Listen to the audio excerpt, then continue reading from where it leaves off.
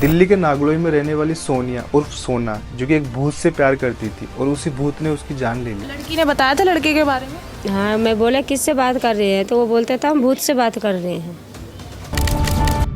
दिल्ली के नागलोई शहर की ऐसी सच्ची कहानी जिसको सुनकर आपके पैरों के नीचे जमीन खिसक जाएगी। सोनिया, जो एक नॉर्मल परिवार से आती है, जिसके फादर जानवरों को चारा बेचते और माँ लोगों को घरों में जाके काम करती है। सोनिया भी 19 साल की और पैसे कमाकर अपने गरीब माँ बाप की हेल्प करना चाहती है और वो सोशल मीडिया पर देखती रहती है कि उसकी उम्र की लड़कियां रील्स बनाकर पैसे कमा रही है और वो भी डिसाइड करती है कि वो भी इन्फ्लुएंसर बनेगी और वो इंस्टाग्राम पर एक अकाउंट बनाती है और वहाँ पर रील्स डालना स्टार्ट करती है और कुछ ही टाइम के अंदर वो 7,000 फॉलोअर भी गेन कर लेती है। और फिर सोनिया की जिंदगी में आता है भूत, जिसका नाम था संजू, जो कि सोनिया का बॉयफ्रेंड था और दोनों में धीरे धीरे बहुत ज्यादा नजदीकियां बढ़ने लगती है। दोनों एक दूसरे के साथ में बहुत ज्यादा खुश रहने लगते हैं। लेकिन कुछ टाइम बाद में सोनिया घर वालों को शक होता है कि सारे दिन किससे बातें करती रहती है और जब उससे पूछते कि तुम सारे दिन किससे बातें करती हो, तो वो बोलती है मैं भूत से बातें करती हूँ। और फिर सोनिया ने अपने रिलेशनशिप को सोशल मीडिया पर दिखाना स्टार्ट कर दिया। लेकिन सोनिया का भूत के प्यार में इस तरीके से पागल होना उसको एक दलदल में ले जा रहा था। अगस्त 2024 सोनिया की माँ ने नोटिस किया कि सोनिया के बिहेवियर में बहुत ज्यादा चेंज होने लगे। उसने घर से बाहर जाने बंद कर दिया। यूं तो वो घर पर रुकती नहीं थी, लेकिन अचानक से घर से जाना बंद करना एक शक पैदा करता है और धीरे धीरे सोनिया की तबीयत भी बहुत ज्यादा बिगड़ने लगी। तो इसको देखकर उसके घर वाले सोनिया को हॉस्पिटल लेके जाते हैं और वहां पर उसका चेकअप कराते हैं। और जब सोनिया की हॉस्पिटल की जो रिपोर्ट आती है, उसको देखकर उसके घर वाले दंग रह जाते हैं, क्योंकि सोनिया 5 मंथ प्रेग्नेंट थी।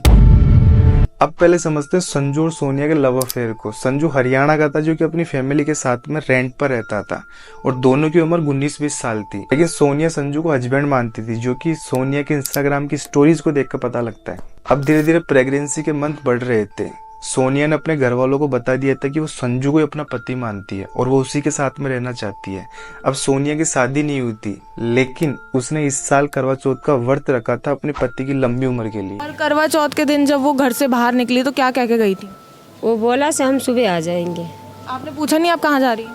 हाँ, तो वो बोला जब हम सुबह आ जाएंगे, हम उसी के लड़के के साथ जा रहे हैं। अब सोनिया की ये सारी हरकतें देखकर ऊपर से वो माँ बनने वाली थी, तो इसको देखकर उसके घर वालों ने एक्सेप्ट कर लिया।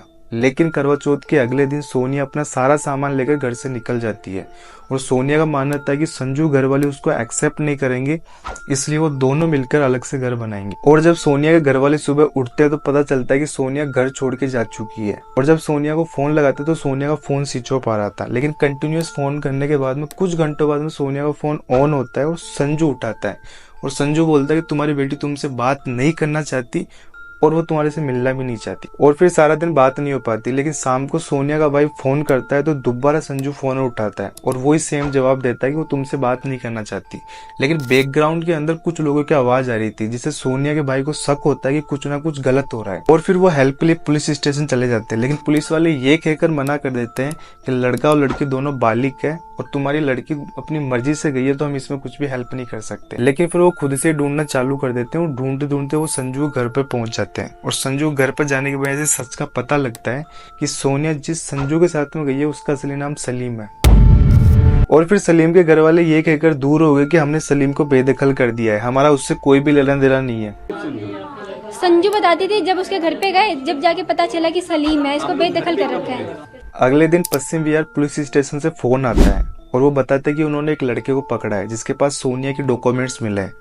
उस लड़के का नाम था सलीम, मतलब संजू। और उसको नांगलोई पुलिस स्टेशन लाया जाता है और उससे पूछा जाता है कि सोनिया कहाँ पर है, तो वो बताता है कि मेरा उससे कोई लेना देना नहीं है। लेकिन जब पुलिस वाले उसको थोड़ा सा पेलते हैं तो वो सच बताता है। 21 अक्टूबर को जब सोनिया संजू के साथ में गई थी, उस टाइम पे संजू सोनिया को पिक करने के लिए आया था और रास्ते में संजू ने अपने 2 दोस्तों को पिक कर लिया और चारों मिलकर रोहतक के रास्ते की तरफ निकल गए थे। उस टाइम पे जब रास्ते में चल रहे थे, उस टाइम पे सोनिया संजू को शादी के लिए फोर्स कर रही थी और इसको लेकर दोनों के बीच में झगड़े हुए थे, क्योंकि सोनिया अपना सब कुछ छोड़कर आई थी। और संजू फिर शादी के लिए मान जाता है और सोनिया को हाँ बोल देता है और रास्ते में संजू शादी करने का वादा करता है और इसी खुशी में वो रोहतक में पार्टी करने के लिए चले जाते हैं। उसी बीच संजू के 2 दोस्त शराब पी लेते हैं, लेकिन सोनिया को पता नहीं था कि ये इनकी प्री प्लानिंग थी। और देर रात वो सोनिया को लेकर रोहतक से 20 किलोमीटर दूर मदीना गाँव की सुनसान जगह पहुंच जाते हैं, जहाँ तीनों मिलकर 7 मंथ की प्रेग्नेंट सोनिया को पहले पीटते हैं, फिर उसका गला दबाकर उसको मार देते हैं और 4 फीट के गड्ढे में उसको दफना देते हैं। और इस सारी वारदात को अंजाम देकर वापस दिल्ली आ जाते हैं, जिससे किसी को शक नहीं हो। सोनिया जिसके लिए सब कुछ छोड़ के आई थी, वही उसकी मौत का कारण बन गया। और वो 7 मंथ का बच्चा जो उसका पेट में पल रहा था, उस पर भी दया नहीं आई। ये सारा स्टेटमेंट उसने पुलिस को दिया और बताया कि सोनिया उसको शादी के लिए फोर्स कर रही थी, लेकिन वो शादी के लिए तैयार नहीं था। और सलीम ने बच्चे को गिराने के लिए बोला था, लेकिन सोनिया ने मना कर दिया। इसलिए उसने प्लान किया सोनिया को रास्ते से हटाने के लिए, इसलिए उसने इस घटना को अंजाम दिया। अब सवाल ये उठता है कि सलीम ने सिर्फ ये सोनिया के साथ में किया या फिर पहले भी किसी के साथ में कर चुका है। सलीम का मकसद था सोनिया के साथ में रिलेशनशिप में आकर अपनी हवस को पूरा करना। सोनिया आज इस दुनिया में नहीं है, लेकिन ये केस उन सब लड़कियों के लिए जो आंख बंद करके विश्वास कर लेती है और अपना सब कुछ छोड़कर निकल जाती है।